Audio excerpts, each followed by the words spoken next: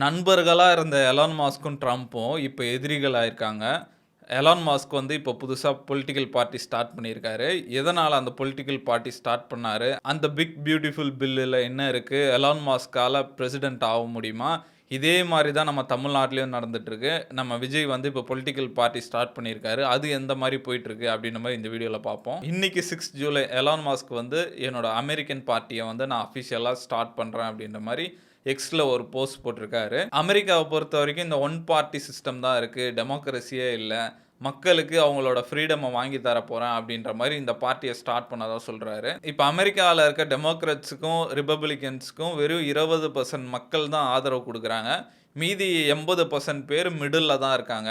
அவங்கலாம் கண்டிப்பா ஒரு மாற்றத்த எதிர்பார்க்குறாங்க. இந்த 2 கட்சியும் இல்லாத ஒரு கட்சி. அதுக்காக தான் நான் இந்த பார்ட்டிய ஆரம்பிக்கிறேன் அப்படின்ற மாரி சொல்றாரு. இது எப்படி இந்த இடத்துக்கு வந்தது அப்படின்ற மாரி பார்ப்போம்.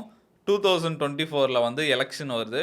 ட்ரம்ப்ப வந்து 2 வாட்டி கொல்ல முயற்சி பண்றாங்க. அதுக்கப்புறம் எலான் மாஸ்க் வந்து அவருக்கு அக்ரெசிவா சப்போர்ட் பண்ண ஆரம்பிக்கிறாரு. பயங்கரமா கேம்பெயின்லாம் பண்றாரு. கிட்டத்தட்ட ஒரு $250 மில்லியன் வந்து எலக்ஷனுக்காக ஸ்பெண்ட் பண்ணதா சொல்றாங்க. எக்ஸ்ல இருக்க டேட்டாலாம் யூஸ் பண்றாரு. எந்தெந்த ஸ்டேட்லலாம் வந்து ட்ரம்ப்புக்கு ஆதரவு கம்மியா இருக்கோ, அங்கெல்லாம் வந்து கேம்பெயின் அதிகப்படுத்துறாங்க. அந்த மாரி நெறைய ஹெல்ப் பண்ணாரு ட்ரம்ப்ப ஜெயிக்க. ஜெயிச்சதுக்கு அப்புறம் ட்ரம்ப்பும் வந்து இதுவரைக்கும் யுஎஸ் ஹிஸ்டரியிலே இல்லாத மாரி டாஜ்ன்னு ஒரு ஆர்கனைசேஷன் ஸ்டார்ட் பண்ணி அத எலான் மாஸ்க்க பாத்துக்க சொல்றாங்க. இதோட வேலை என்னன்னா, எங்கெங்கெல்லாம் அமெரிக்கன் கவர்ன்மெண்ட் வந்து தேவையில்லாம ஃபண்ட் ஸ்பெண்ட் பண்ணிட்டு இருக்காங்களோ, அதெல்லாம் கட் பண்ற மாரி தான் இந்த டாஜ் ஆர்கனைசேஷன் உருவாக்குனாங்க. இத ஸ்டார்ட் பண்ணும்போதே சொல்லியிருந்தாங்க, எலான் மாஸ்க் வெறும் 100 டேஸ்க்கு தான் இதுல ஆக்டிவா இருப்பாரு. அதுக்கப்புறம் வந்து அவர் வேலைய பாக்க போயிடுவாரு அப்படின்ற மாரி சொல்லியிருந்தாங்க. அந்த டைம் பீரியட் முடியும்போது இவங்க 2 பேருக்கும் நெறைய முரண்பாடு வந்ததா சொல்றாங்க. ட்ரம்ப் டீமுக்கும், எலான் மாஸ்க்கும்.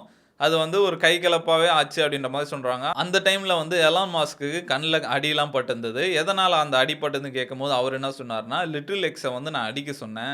அவரு இவ்ளோ ஃபோர்ஸா அடிப்பாருன்னு நான் எதிர்பார்க்கல அப்படின்ற மாரி சொன்னாரு. ஆனா அங்க நடந்தது என்னன்னா, எலான் மாஸ்க்குக்கும், ட்ரம்ப் டீமுக்கும் முரண்பாடு வந்து அது கைகலப்பாவே ஆயிடுச்சுன்னு சொல்றாங்க. 2 பேரும் சண்டை போட்டுக்கிட்டாங்க அப்படின்ற மாரி நெறைய ரூமர்ஸ்லாம் வந்தது. அதுக்கப்புறம் கொஞ்ச நாள்லயே வந்து ட்ரம்போட பிக் பியூட்டிஃபுல் பில்ல வந்து அனௌன்ஸ் பண்றாரு. இத அனௌன்ஸ் பண்ண உடனே எலான் மாஸ்க் வந்து பயங்கரமா எதிர்ப்பு தெரிவிக்கிறாரு. இவ்வளோ நாள் டாஜ் பண்ண வேலையே வேஸ்ட்டு. இது ஒரே இதுல வந்து இவ்ளோ டெப்ட்ட வந்து நம்மளுக்கு குடுத்துரும் அப்படின்ற மாரி சொல்றாரு. ட்ரம்ப பொறுத்தவரைக்கும் என்ன சொல்றாருன்னா, அமெரிக்க வரலாற்றிலேயே கொண்டு வரப்பட்ட சூப்பரான பில் இதுதான். இந்த பில்ல வந்து நான் ஈவி மேண்டேட் எல்லாம் வந்து கட் பண்றேன். அந்த கான்ல வந்து எலான் மாஸ்க் பேசுறாரு அப்படின்ற மாரி அவரு சொன்னாரு. அதுக்கப்புறம் வந்து இந்த எலான் மாஸ்க் கம்பெனிஸ்க்குலாம் குடுக்குற சப்சிடிஸ கட் பண்ணாலே அமெரிக்கா வந்து நெறைய சேவ் பண்ணலாம். இந்த சலுகைலாம் இல்லன்னா, இந்நேரம் எலான் மாஸ்க் வந்து அவரோட கடையெல்லாம் சாத்திட்டு இந்நேரம் சவுத் ஆப்பிரிக்காக்கே போயிருப்பாரு அப்படின்ற மாரி அவரு சொல்ல ஆரம்பிச்சுட்டாரு. அதுக்கப்புறம் வந்து எலான் மாஸ்க் திருப்பி அட்டாக் பண்ண ஆரம்பிக்கிறாரு. இந்த ஜெஃப்ரி கேஸ்ல வந்து டொனால்ட் ட்ரம்ப் சம்மந்தப்பட்டிருக்காரு. அதனால தான் அந்த கேஸ மூடிட்டாங்க. அந்த ஃபைல்ஸ திருப்பி ஓப்பன் பண்ணணும் அப்படின்ற மாரி பயங்கரமா திருப்பி அட்டாக் பண்ண ஆரம்பிக்கிறாரு. பதிலுக்கு ட்ரம்பும் திருப்பி அட்டாக் பண்றாரு. இந்த விளையாட்டெல்லாம் வேற யார்கிட்ட வச்சுக்கப்பா, என்கிட்ட வச்சுக்காத அப்படின்ற மாரி 2 பேருக்குள்ள சண்டை நடக்குது. கொஞ்ச நாள் கழிச்சு எலான் மாஸ்க் அந்த ட்வீட்லாம் டெலீட் பண்ணிடுறாரு. நான் அந்த மாரி ரொம்ப பேசிறக் கூடாது அப்படின்ற மாரி அப்பாலஜைஸ் பண்றாரு. 2 பேருக்கு ஸ்மூத்தா போச்சு. மறுபடியும் கொஞ்ச நாள் கழிச்சு இந்த பிக் பியூட்டிஃபுல் பில்ல பாஸ் பண்ணணுன்ற வேலை வந்து ரொம்ப ஃபாஸ்ட்டா நடக்குது. எதனாலனா டொனால்ட் ட்ரம்ப் வந்து இந்த 4th of July American independence டேக்குள்ள இந்த பில்ல வந்து நம்ம பாஸ் பண்ணிடணும் அப்படின்ற மாரி இன்ஸ்ட்ரக்ஷன்ஸ்லாம் குடுக்குறாரு. அதே மாரி காங்கிரஸ்லயும் அந்த வேலைகள் வந்து ஃபாஸ்ட்டாவே நடக்குது. அந்த டைம்ல எலான் மஸ்க் வந்து ஒரு ட்வீட் போடுறாரு. இந்த பில்ல வந்து பாஸ் பண்ணாங்கன்னா, எனக்கு வேற வழி இல்ல. நான் ஒரு புது பொலிட்டிக்கல் பார்ட்டி தான் ஸ்டார்ட் பண்ணி ஆகணும் அப்படின்ற மாரி சொல்றாரு. ஒரு போலும் போடுறாரு. மக்கள் வந்து புது பொலிட்டிக்கல் பார்ட்டி ஸ்டார்ட் பண்ணணும் அப்படின்ற மாரி வோட் பண்றாங்க. அதுவே வந்து மில்லியன்ஸ் ஆஃப் யூசர்ஸ்ன்னு சொல்றாங்க. அதே மாரி ட்ரம்பும் சொன்ன மாரியே 4th ஆஃப் ஜூலைல வந்து அந்த பில்ல பாஸ் பண்ணிடுறாங்க. அந்த பிக் பியூட்டிஃபுல் பில்லுன்னு ஏன் சொல்றாங்கன்னா, எப்பவுமே வந்து ஒரு 4, 5 பில் இருக்கும். ட்ரம்ப் அத பார்த்துட்டு எதுக்கு ஒரு 4, 5 பில்லு எல்லாத்தையும் சேர்த்து ஒரே பில்லா பண்ணுங்க அப்படின்ற மாரி அத தான் பிக் பியூட்டிஃபுல் பில்லுன்னு சொல்றாரு. அந்த பில்லுல என்ன இருக்கும்னா, அந்த பில்லோட பட்ஜெட்டே வந்து 3.5 ட்ரில்லியன் அப்படின்னு சொல்றாங்க. அதுல வந்து நெறைய டாக்ஸ் கட்ஸ், இன்ஃப்ராஸ்ட்ரக்சர், அதுக்கப்புறம் டிஃபென்ஸ், அதுக்கப்புறம் டீரெகுலைசேஷன் அந்த மாரி நெறைய இருக்கு. இந்த இமிகிரேஷன்க்குலாம் வந்து நெறைய ஸ்பெண்ட் பண்றாங்க.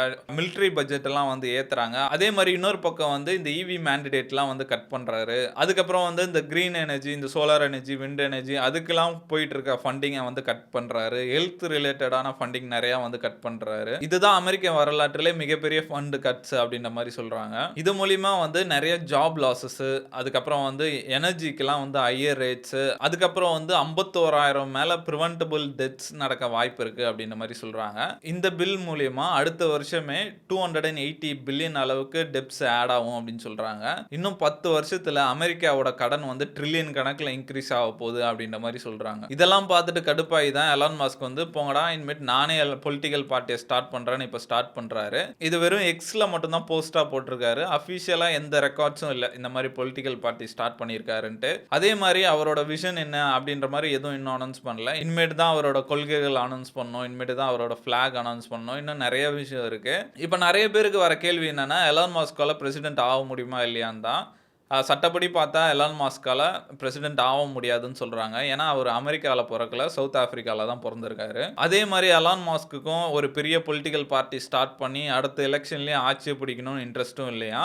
அவர் எதுக்காக இந்த பொலிட்டிக்கல் பார்ட்டி ஸ்டார்ட் பண்றாருன்னா, அட்லீஸ்ட் செனட்ல வந்து ஒரு 2லேருந்து 3 சீட்டு, அதே மாதிரி ஹவுஸ் டிஸ்ட்ரிக்ட்ல ஒரு 8லேருந்து 10 சீட்டு கிடைச்சா ஒரு பேலன்ஸ்டான டெமோக்ரஸி இருக்கும் அப்படின்னு சொல்றாரு. ஒரு குறிப்பிட்ட அளவுக்கு நம்ம கிட்ட சீட் இருந்தா ஒரு பேலன்ஸை கடைபிடிக்க முடியும். அதுதான் என்னோட எய்ம் அப்படின்ற மாதிரி சொல்றாரு. அமெரிக்காவை பொறுத்த வரைக்கும் 2 பார்ட்டிஸ் தான் மாறி மாறி வந்துட்டு இருக்காங்க. ஒன்னு டெமோக்ராட்ஸ், அதுக்கப்புறம் வந்து ரிபப்ளிகன்ஸ். 3வது பார்ட்டியா எலான் மஸ்க் வரணும்னு நினைக்கிறாரு. இதுக்கு முன்னாடி இந்த மாதிரி நடந்திருக்கான்னு கேட்டா, இதுக்கு முன்னாடி 1995ல ரிஃபார்ம் பார்ட்டின்னு ஒன்னு லான்ச் பண்றாங்க. அவங்க வந்து எலெக்ஷன்ல கண்டெஸ்ட் பண்ணி 19% ஓட்டும் எடுக்கிறாங்க. ஆனா காலப்போக்கில் வந்து அவங்களால நிக்க முடியல.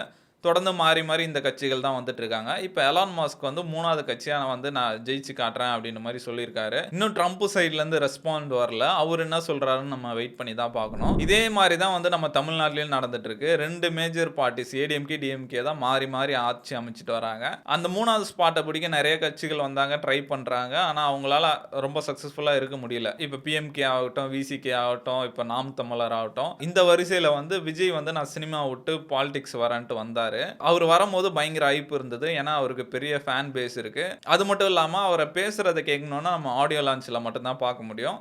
அப்படி இல்லைன்னா படத்துல பார்க்க முடியும். அந்த ஹைப் மெயின்டைன் ஆகிட்டே இருந்தது. அதுக்கப்புறம் பொலிட்டிக்கல் பார்ட்டி லான்ச் பண்ணாரு, மாநாடு நடத்தினாரு. ஒரு பெரிய ஹைப் இருந்தது அந்த டைம்லலாம். ஆனா இப்போ டைம் போக போக அவர் மேல இருக்க ஹைப் கம்மியாயிட்டே வருதுன்னு தான் சொல்லணும். எதனாலனா அவர் அந்த அளவுக்கு இன்ட்ரெஸ்ட் காட்ட மாட்டுறாரோ அப்படின்ற மாதிரி என்னோட பர்சனல் ஒப்பீனியன். எப்படி நான் சொல்றேன்னா, பார்ட்டியை லான்ச் பண்ணாரு, ஃபிளாக்லாம் லான்ச் பண்ணாரு, ஆந்தம் சாங்லாம் பண்ணாரு, மாநாடு நடத்தினாரு, அதெல்லாம் ஓகே. ஆனா இஷ்யூ பேஸ்டுன்னு வரும்போது இப்போ ரீசெண்டா நடந்த அஜித் குமார் படுகொலை கூட ஒரு 2 நாள் கழிச்சு தான் அவர்கிட்ட இருந்து அறிக்கையே வந்தது.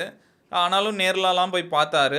அதே மாதிரி மக்கள்கிட்ட வந்து பயங்கர எக்ஸ்பெக்டேஷன் இருக்கு விஜய் மேல. ஆனா அவரோட ஸ்பீச்லாம் அந்த அளவுக்கு பூர்த்தி பண்ணல அப்படின்னு தான் சொல்லணும். ரீசெண்டா நடந்த பொதுக்கூட்டத்துல கூட ஒரு ஏர்போர்ட்டை பத்தி தான் நிறைய பேசினாரு. ஒரு 12 மினிட்ஸ் ஸ்பீச்ல 10 மினிட்ஸ் வந்து அதுக்கே போயிடுச்சு. அஜித் குமார் கேஸை பத்திலாம் நிறைய பேசல. அடுத்த வர எலெக்ஷன் பத்திலாம் அவ்வளவா பேசவே இல்லை. நான் ரீசெண்டா இப்போ போயிட்டு வந்தேன் அப்படின்னு சொன்னாரு. அது நடந்தது ஜான்வரி. அதுவே ரீசன்ட்ன்னு மாதிரி சொல்றாரு. அவர் இன்னும் நல்லா ஆக்டிவா இருக்கணும்னு நினைக்கிறேன். ஏன்னா இப்போ பாலிடிக்ஸ்னு ஃபுல் டைம் வந்தாச்சு. ஒரு ரிஸ்க் எடுத்து தான் வந்திருக்காரு. ஆனா இன்னும் அவர் ஆக்டிவா இருக்கணும்னு நினைக்கிறேன். இதே மாதிரி அவரோட ஆக்டிவிட்டி கம்மியாயிட்டே வந்தா அது வந்து எலெக்ஷன்ல ரிஃப்ளெக்ட் ஆகலாம் அப்படின்ற மாதிரி நினைக்கிறேன். எலான் மஸ்கோட புது பொலிட்டிக்கல் பார்ட்டி பத்தி என்ன நினைக்கிறீங்க? அதே மாதிரி தமிழ்நாட்டில் வந்து 3வது இடத்த வந்து விஜய் பிடிக்கிறன்னு ட்ரை பண்ணிட்டு இருக்காரு. அவர் கரெக்டான பாதையில போறாரா? அவர் அந்த 3வது இடத்த பிடிப்பாரான்ட்டு கமெண்ட்ல சொல்லுங்க.